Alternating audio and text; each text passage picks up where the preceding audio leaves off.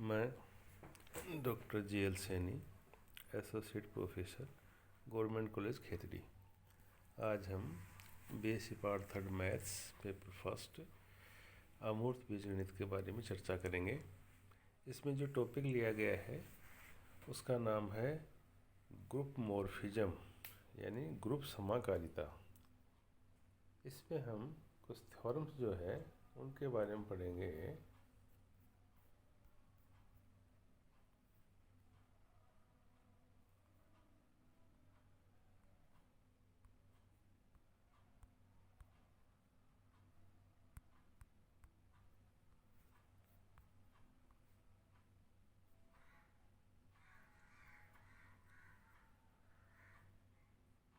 इसमें जो थ्योरम है वो है केलेज थ्योरम, केले प्रमेय। इसका जो कथन है, स्टेटमेंट, वो है कि प्रत्येक परिमित ग्रुप किसी क्रमचय ग्रुप के तुल्यकारी होता है, यानी every finite group is isomorphic to some permutation group. हम तुल्यकारिता की परिभाषा दे चुके हैं, क्रमचय को भी हम पढ़ चुके हैं। अब हम इसका जो प्रूफ है वो करेंगे। माना जी एक परिमित ग्रुप है जिसका ग्रुपांक यानी कोटि n है। जी के प्रत्येक अवयव एके संगत जी में प्रतिचित्रण f निम्न प्रकार परिभाषित किया, यानी एक मैपिंग है जो हम निम्न प्रकार से परिभाषित करते हैं, डिफाइन करते हैं। F a x equal to a x, यानी ये जो a है और ये x है वो क्या है, इनटू में आ जाएंगे। For all x belongs to g, यानी x जो है ना वो क्या है, g का कोई अवयव है, और a जो है वो भी g का ही कोई अवयव है। क्योंकि हम जानते हैं कि a belongs to g, x belongs to g implies ax belongs to g आएगा। देयरफॉर जो f है वो g से g में एक मैपिंग है। पुनः किन्हीं x, y belongs to g के लिए f a x equal to f a y implies, अब देखो ऊपर वाली से एफ एक्स इक्वल टू क्या लिखेंगे, a x equal to f a y equal to क्या आ जाएगा, ए वाई इम्प्लाइज। अब यहाँ पर क्या है कि देखो ए और ए है, ये जी में निरसन नियम से, यानी लेफ्ट कैंसलेशन जो ला है ना, वाब निरसन नियम, उससे कैंसिल कर देंगे तो यहाँ पर x इक्वल टू वाई आ जाएगा। इसका मतलब ये हुआ कि देखो f a x equal to f a y और x इक्वल टू वाई आ जाता है, तो हम कहते हैं कि एफ ए क्या है, ए के की है, यानी 1 1 है। तथा अब प्रत्येक x बिलोंग्स टू g के लिए a inverse x belongs to g एक ऐसा अवयव है कि f a inverse x equal to, तो वापस उसी नियम से ये a into a inverse x equal to, अब देखो इसको सोल्व करेंगे तो सचारिता से ए इनवर्स को एक साथ और x को बाहर इक्वल टू, फिर ए इनवर्स है ना वो तो क्या हो जाएगा, e और x इक्वल टू, e क्या है यहाँ पर तस्मक है तो वापस क्या आ जाएगा, ये x आ जाएगा। इसका मतलब क्या है कि f a inverse x equal to क्या है, x। तो यहाँ पर क्या है, इसको हम इस प्रकार कहेंगे कि एफ ए जो है वो क्या है, आच्छादक है, यानी ऑन टू है। यानी कहने का मतलब ये है कि जो x है ना, ये उसके प्रत्येक अवयव के लिए वहाँ पर ए इनवर्स x है ना वो क्या है, यहाँ पर मौजूद है। यानी उसके अंदर जो से प्रांत है उसमें कोई भी अवयव बचा हुआ नहीं है, प्रत्येक का पूर्व प्रतिबिंब विद्यमान है। इस प्रकार एफ ए ग्रुप जी से स्वयं पर एक की आच्छादक प्रतिचित्रण है, यानी 1 1 ऑन टू मैपिंग है, और इसी को हम क्या कहते हैं, क्रमचय यानी परमुटेशन कहते हैं, जो हम पहले पढ़ चुके हैं। फलतः एफ ए जो है वो ग्रुप जी का एक क्रमचय है। अब हम ये मान लेते हैं कि g dash equal to f a such that a belongs to g, यानी इस प्रकार के जो क्रमचय हैं उनके जो ग्रुप है ना, उनके समुच्चय को हम क्या कह देंगे, जी डैश कह देंगे हर एक को। स्पष्ट है। अब ये जो जी डैश है ये क्या है, उप समुच्चय है एस जी का, यानी हम एस में से जो जी के अवयव लेके जो क्रमचय बनाते हैं ना, उनके समुच्चय को हमने क्या कहा है यहाँ पर, ये एस जी का है यहाँ पर, जहाँ एस जी क्या है, ग्रुप जी के सभी क्रमचयों का ग्रुप है। अब ग्रुप जी से एस जी पर एक प्रचित्र मैपिंग फाई, जिसको हमने कहा है निम्न प्रकार परिभाषित करते हैं। वो किस प्रकार से है कि जो फाई है ना, वो इस जी से एस जी पर एक मैपिंग है। किस प्रकार से कि phi x equal to f x, क्योंकि देखिए हम क्या करते हैं कि हम ये जो जी है ना इसका अवयव लेते हैं और एस जी के साथ में वो क्या होता है, उसकी मैपिंग होती है, उसका प्रतिबिंब होता है। तो वो अवयव क्या है, एस जी है, वो हमने क्या माने हैं कि इसके हैं ना, ये एफ है ना, एफ एक्स के रूप में आ जाएंगे for all x belongs to g. यानी ये एक मैपिंग है ना, हमने क्या की है, डिफाइन करी है यहाँ पर। अब किन्हीं दो अवयव जैसे x comma y belongs to g के लिए phi x y equal to f x y equal to, तो देखिए हम क्या लिखेंगे कि एफ एक्स वाई को हम लिखेंगे f x dot f y equal to, अब देखो एफ एक्स जो है इसको हम क्या लिख देंगे, phi x dot f y जो है उसको लिख देंगे फाई वाई, है ना, इस नियम से लिखेंगे ऊपर वाले से। देयरफॉर क्या हुआ कि फाई जो है वो ग्रुप जी से एस जी पर एक समाकारिता है ना। ये होमोमॉर्फिज्म की डेफिनेशन हम पहले पढ़ चुके हैं, उससे हमने ये लिखा है। इसका मतलब क्या हुआ कि परिणामतः फाई जी इक्वल टू क्या है, जी डैश है, क्रमचय ग्रुप एस जी का एक उपग्रुप है, और फाई ग्रुप जी से जी डैश पर एक आच्छादक समाकारिता है। फिर पुनः किन्हीं a comma b belongs to g के लिए phi a equal to phi b implies, तो इससे हम क्या लिखेंगे कि f a equal to f b, जो हमने डेफिनेशन दे रखी है ना उससे हमने इसको ये लिखा है इम्प्लाइज। अब हम क्या करते हैं कि इसमें दोनों तरफ है ना एक्स ना लगाते हैं, तो इसको हम phi a x equal to phi a sorry phi b x है ना, एफ बी एक्स, ये हमने इसको लिख दिया इम्प्लाइज। अब उस डेफिनेशन से ऊपर वाली से या एफ ए एक्स है ना, इसको हम क्या लिख सकते हैं, a x equal to f b x है, उसको क्या लिख सकते हैं, बी एक्स इम्प्लाइज। तो यहाँ पर क्या है कि जैसे मान लो एक्स है ना, अगर हम इसको हटा दें तो ए इक्वल टू जो बी है ना वो आ जाएगा। इसका मतलब क्या हुआ कि देखिए यहाँ पर phi a equal to phi b और इम्प्लाइज क्या आ गया, ए इक्वल टू बी आ गया। तो इसको हम क्या कहेंगे कि फाई है ना वो यहाँ पर क्या है, एक ही है, यानी 1 1 है। उसके बाद में फिर यहाँ पर फलतः तो हम क्या कहेंगे कि जो फाई है वो समूह जी से क्रमचय ग्रुप जो जी डैश है उस पर एक क्या है, तुल्यकारिता है, क्योंकि हम तुल्यकारिता की परिभाषा से हम ये लिखते हैं। देयरफॉर इसका मतलब क्या है कि जो जी है वो जी डैश के क्या है, तुल्यकारी है, ये हम ये लिखते हैं, ठीक है ना। और ये हमें क्या है कि यहाँ पर ये जो शुरू में है ना थ्योरम में हमने यही मतलब पूछा है कि प्रत्येक परिमित ग्रुप है किसी क्रमचय ग्रुप के क्या होता है, वो तुल्यकारी होता है। तो ये हमने इसमें प्रूफ किया है। तो ये क्या है, केले थ्योरम है। उसके बाद में फिर हम क्या है कि एक अन्य थ्योरम और लेते हैं जिसका स्टेटमेंट है, सिद्ध कीजिए कि प्रत्येक असीमित चक्रीय ग्रुप पूर्णांकों के योज्य ग्रुप के तुल्यकारी होता है। प्रत्येक असीमित चक्रीय ग्रुप है ना, पूर्णांकों के योज्य ग्रुप के तुल्यकारी होता है, ये थ्योरम है। क्योंकि हम चक्रीय ग्रुप क्या होता है वो भी जानते हैं, और यहाँ पर क्या है कि योज्य ग्रुप है ना वो हम मान लेंगे, और उसको उसके क्या दिखाएंगे, तुल्यकारी दिखाएंगे, यानी वो एक के आच्छादक जो है ना, एक के आच्छादक जो है समकारता वो हम दिखाएंगे यहाँ पर। तो इसके लिए माना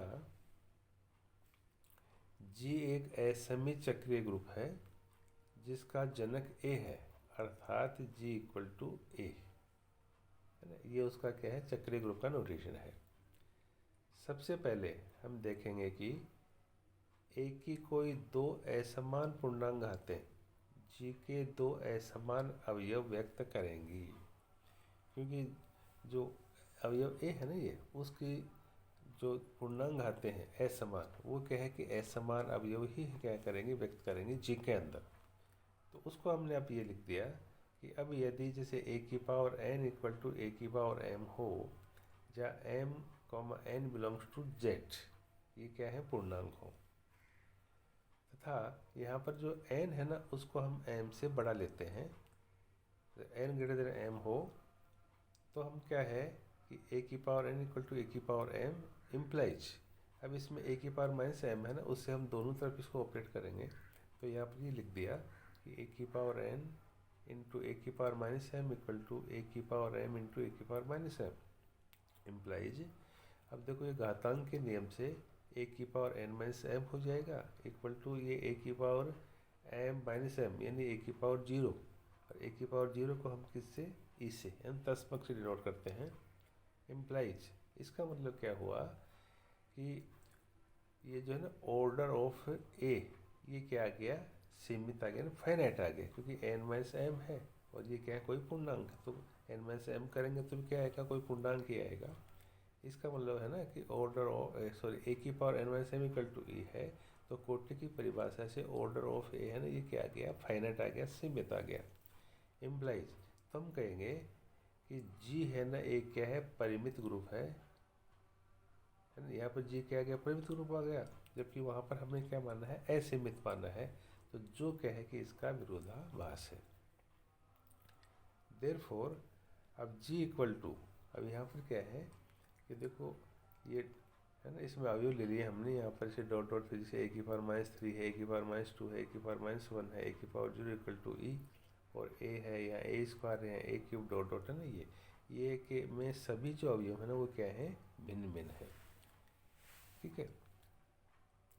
उसके बाद में फिर हम कहें कि वो जेड इक्वल टू है ना, वो मान लेंगे कि यहाँ पर शुरू में ना ऐसे ऐसे डॉट डॉट आ गया अवयव, -3 है, -2 है, -1 है, 0 है, 1 है, 2 है, 3 है, डॉट डॉट है ना, इस प्रकार से ये क्या है कि योज्य ग्रुप है, यानी योग संग्रह के लिए क्या है कि ग्रुप है, जो है ना ग्रुप हम पहले पढ़ चुके हैं।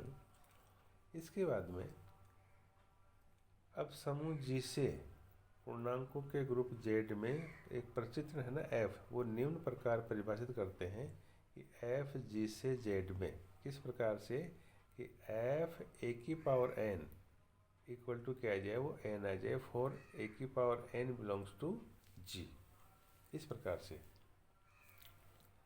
क्योंकि हमें है ना एफ है ना, इसको जी से जेड में क्या है कि हमें तुल्यकारी दिखाना है ये। अब कि नहीं, अब देखो हम क्या करेंगे कि इसके अवयव लेंगे, तो ए की पावर एम, ए की power N belongs to g के लिए ए की पावर एम है ना, वो ए की पावर एन है ना, ये दोनों क्या है, इक्वल नहीं है, समान नहीं है, इम्प्लाइज।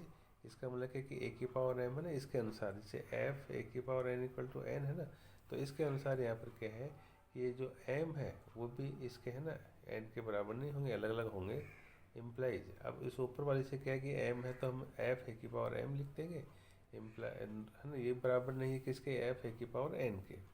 इसका मतलब क्या है कि ये एफ है ना, यहाँ पर क्या हुआ, एक एक ही हुआ, यानी एक एक ही को दिखाने के तरीके हैं ये, ठीक है, वो हम क्या इस प्रकार से दिखा दिया इसको।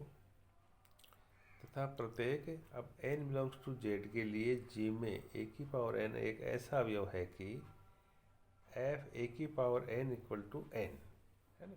ये क्या है कि यहाँ पर जैसे ये जो हमने लिखा है ना ये, तो ये जेड है ना, ये इसके प्रत्येक अवयव का इस जी में क्या है, पूर्व प्रतिबिंब यानी प्री इमेज होनी चाहिए। और दूसरे अपने कह सकते हैं कि इस जी है ना, ये इसके प्रत्येक अवयव की प्रतिबिंब है ना इसमें होना चाहिए, जेड में कोई अवयव ऐसा नहीं बचना चाहिए जिसका कोई पूर्व प्रतिबिंब न हो। तो उसको फिर हम क्या कहते हैं, आच्छादक कहते हैं, ऑन टू कहते हैं। तो यहाँ पर हमने देखो ये दिखा दिया कि एफ ए की power n equal to n. इसका मतलब ये हुआ कि एफ यहाँ पर क्या आच्छादक है यानी ऑन टू है। पुनः फिर देखो एफ ए की पावर एम डॉट ए की पावर एन इक्वल टू, तो एफ इसको हम घातांक से क्या लिख सकते हैं, ए की power m plus n equal to, उसके बाद में यहाँ पर क्या है कि उस परिभाषा से ये क्या आ जाएगा, एफ ए की power m plus n equal to आ जाएगा एम प्लस एन आ जाएगा यहाँ पर। उसके बाद में फिर यहाँ पर क्या हो जाएगा, ये इक्वल टू इस m को हम वापस है ना एफ ए की पावर m प्लस या n को वापस कर लिख देंगे एफ ए की पावर n।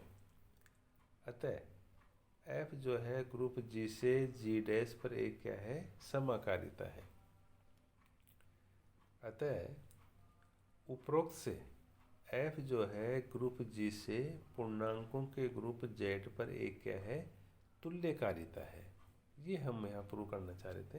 अर्थात हम कहेंगे कि G है ना, G है ना, वो Z के क्या है, तुल्यकारी है। ये उसका नोटेशन है। उसके बाद हम एक थ्योरम और सिद्ध करते हैं कि सिद्ध कीजिए कि किसी ग्रुप G में एक प्रतिचित्रण f है ना, वो G से G में किस प्रकार से है कि f ऑफ x है ना इक्वल टू क्या आएगा, ये x इनवर्स है ना, इस प्रकार से for all x belongs to G एक स्वकारिता होगी यदि और केवल यदि G क्या है, क्रमविन्मयी है ना। स्वकारिता के लिए क्या है कि मैपिंग है ना, मतलब स्वयं से स्वयं समुच्चय पर होते हैं, G से G डैश पर ही होती है। अब इसके लिए क्या करेंगे कि हम पहले हैं प्रतिबंध की आवश्यकता, यानी इसकी क्या है कि नेसेसरी जो कंडीशन है वो क्या है। तो हम मानते हैं कि माना परिभाषित जो प्रतिचित्रण है वो f ग्रुप G की एक क्या है, स्वकारिता है।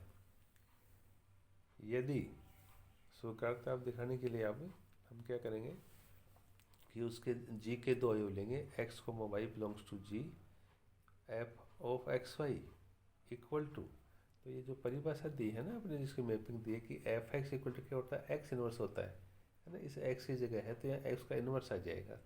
यहाँ पर ये क्या है कि एफ एक्स वाई है, तो यहाँ पर क्या है कि एक्स वाई का इन्वर्स आ जाएगा उसके अनुसार इक्वल टू।